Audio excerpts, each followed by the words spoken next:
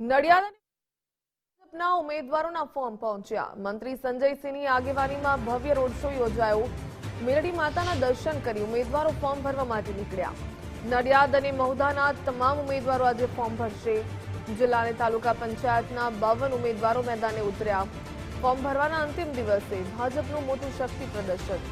મંત્રી સંજયસિંહે જીતનો મક્કમ વિશ્વાસ વ્યક્ત કર્યો। તમામ બેઠકો પર ભાજપનો ભગવો લહેરાવવાનો નિર્ધાર કર્યો।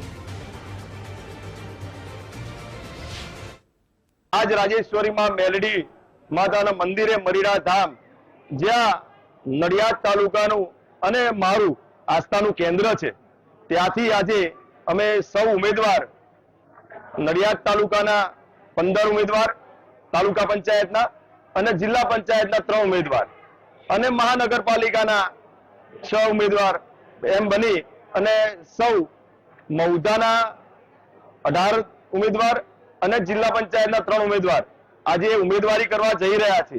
ત્યારે રાજરાજેશ્વરી માં મેલડીને અમે અહીંયા સંકલ્પ અને માતાના વંદન કર્યું છે કે આવનાર ઇલેક્શન જે શરૂ થયું છે એની અંદર જેમ 2022 ની અંદર મહુધા વિધાનસભાની અંદર 40 વર્ષનો રેકોર્ડ તોડી અને ભારતીય જનતા પાર્ટીને આજે ભગવો લહેરાયો હતો એ જ પ્રમાણે આજે મહુધા વિધાનસભાની અંદર તાલુકા પંચાયત અને જિલ્લા પંચાયતના ઉમેદવારોને ખૂબ મોટી જીત મળે।